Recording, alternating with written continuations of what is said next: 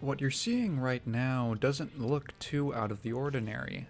It's a roguelike developed for the PlayStation 1 called Magic Castle. Console roguelikes weren't too common back then, but that's not what's interesting here.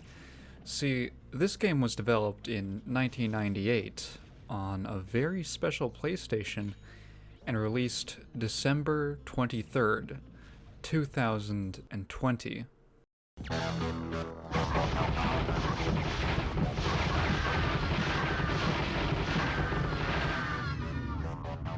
Firstly, Sony is providing a tool whereby people at home can create their own 3D worlds, their own 3D games, and anything they want to do. Total freedom. And essentially with the Net Yaroze, what Sony is doing is allowing people, kids, essentially people in their garage, to make games for the PlayStation, something that's unheard of. I'm going to be looking very closely at the Net Yaroze site. I'll be downloading the demos. I'm getting myself a system for home, so you betcha I'm going to be watching for a spark of talent, and when they appear, I'll be sending them an email. For most of gaming's history, making games at home was a PC-only endeavor. Sure, the Famicom had some limited programming capabilities in BASIC, and there were consumer-grade development kits for the NEC console and WonderSwan, but in 1996, PlayStation would change the face of console development with the Net Yaroze. Yaroze means "let's do it together," and was first conceived by an unnamed engineer at PlayStation Research and Development. I recently did a presentation where I put an image of the startup screen for the Commodore 64. All there was the word "ready" and a flashing cursor. In that presentation, I said that those 5 letters have meant more to the industry than we could ever have realized. As games became more complex and demanded higher-end equipment to produce, at-home development moved further and further away from reach. At such a pivotal time for gaming as 1996, this was worrying for leaders of the industry. Peter Molyneux, and I know he exaggerates, but hear him out, said in an interview with UK official PlayStation magazine, quote, "It's a bigger long-time impact than most people realize. The reason why Britain is accredited with so much games design is not because we're a fantastically creative nation. It's because we had more home computers than everyone else, and they were cheap enough for everyone to use." The Yaroze was a special black PlayStation 1, which came complete with accessories to connect the console to a PC, and a host of development tools, including a debugger, compiler, linker, modeling software, and a sound library.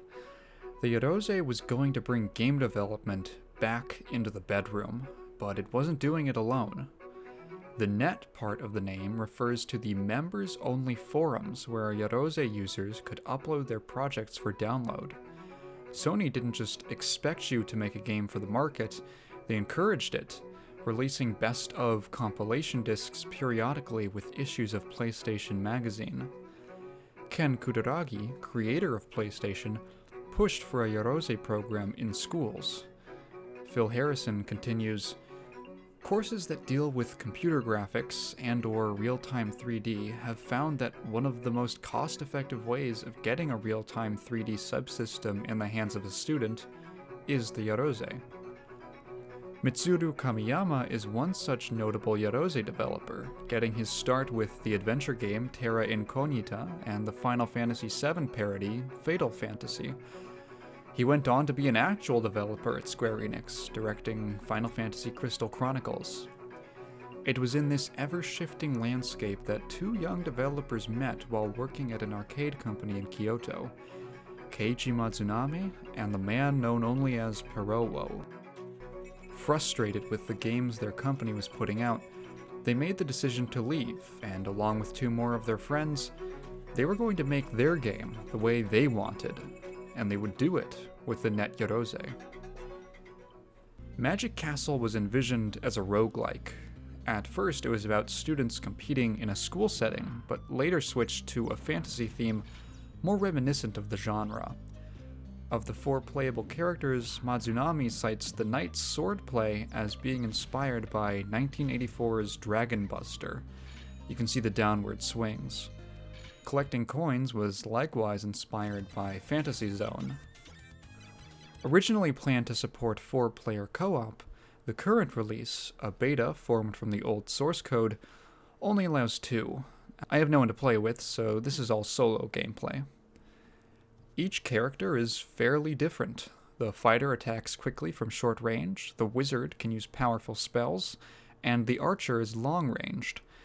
The knight feels weak to me, with a very slow movement speed and attack. I could be missing something, though.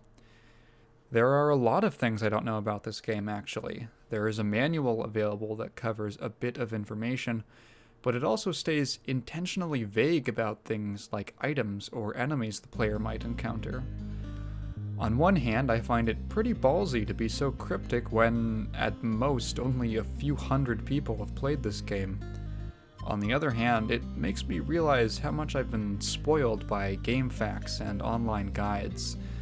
They're great for looking up, for instance, how the lightning works in Jekyll and Hyde, but having been born in 2002, I've never lived in a world where secrets about a game are only available through word of mouth or magazine pages.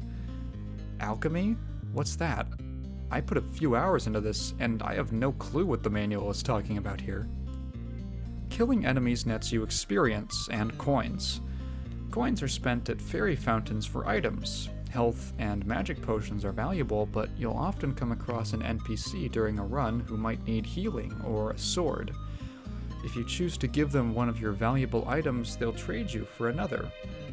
It's admirable how a decision which sounds as arbitrary as, "I liked it in Fantasyland," can be implemented in a way that feels so natural and plays into the risk-reward of roguelikes. Speaking of, the layout of every floor is indeed randomly generated. This can sometimes lead to rooms with nothing really in them, or rather meaningless features. This might be a detriment for some players, but I find that the game has a sort of surreal visual direction. Tiles, staircases, windows that make it look like you're flying through some sort of beige storm, a library one second, a cave the next, vines growing from the ceiling, pianos you can play.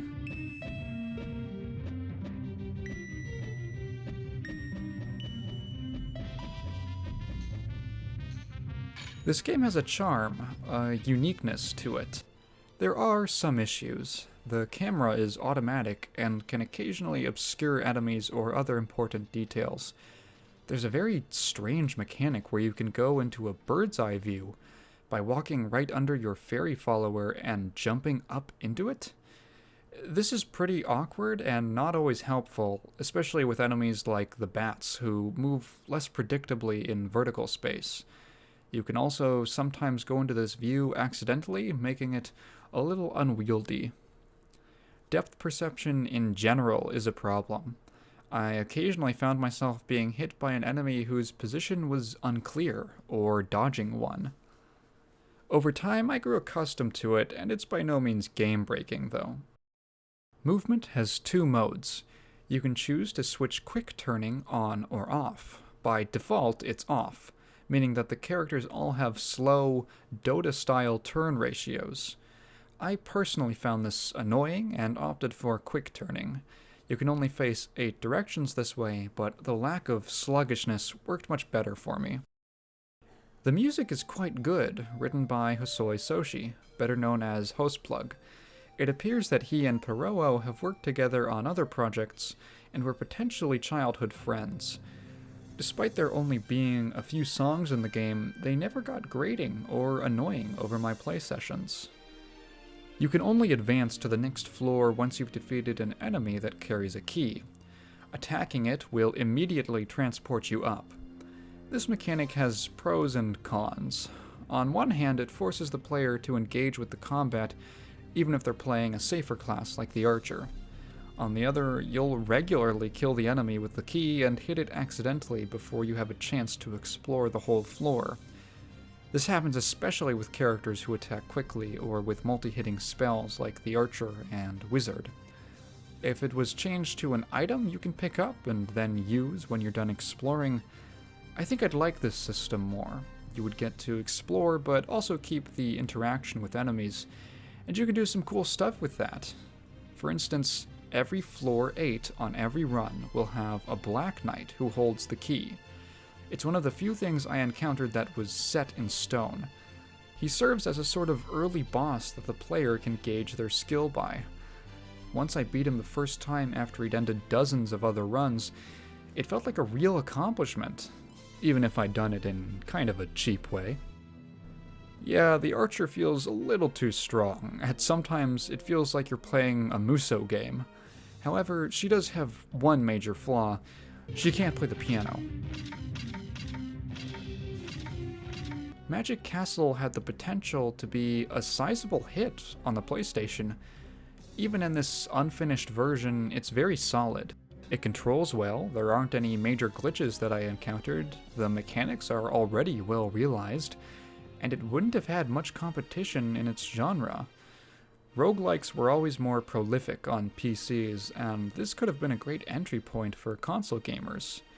So why is it only being released now? Mazunami explains, "We created Magic Castle in about 8 months. It was incomplete, but the concept of the game was fully expressed. Even if it was unfinished, it was very interesting. I was convinced that if I could get a lot of people and development time, I would be able to make an action RPG that would be very popular. I sent a videotape, a proposal, and a resume of the members on the team to Japan's leading companies. We sent this to about 7 companies. At first, the team got a favorable letter back from Sony, but Sony didn't necessarily want Magic Castle. They wanted the team to work on an existing project at the company. Quote, "We didn't want to go back to a corporate environment where we couldn't develop games with our ideas freely. We turned down the proposal from Sony. I thought there were still a few companies to answer, so I decided to wait for more replies. They got a letter back from another unnamed company, and they wanted to make the game. At that time, the Magic Castle team was working out of a floor they were renting above a pet shop. The pet shop was a tattered house and could hardly have been called a development studio. We wanted to save money for game development instead of renting a beautiful office for a higher rent. However, the pet shop would not have given them the atmosphere that we were making a game that could sell 1 million copies. The company would pay for the development, but they wanted us to find the development staff somehow. We were naive, and we weren't able to fill the gap. We didn't know any game developers who could participate in the project, so we couldn't get enough members. The company decided that it was a piece that could not be completed. We were working hard, and mentally we were at our limits. With no money, I decided to break up the team because I decided it was impossible to continue development anymore."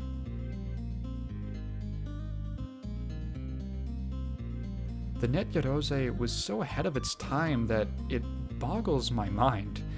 It reminds me of the first real surge in indie games in the early 2010s on platforms like Xbox Live Arcade. Lots of low-production passion projects developed with heart and strict limitations. A lot of it ends up as just quick, amusing distractions, but sometimes you stumble onto something really special. Magic Castle has that special quality that I think people saw in it.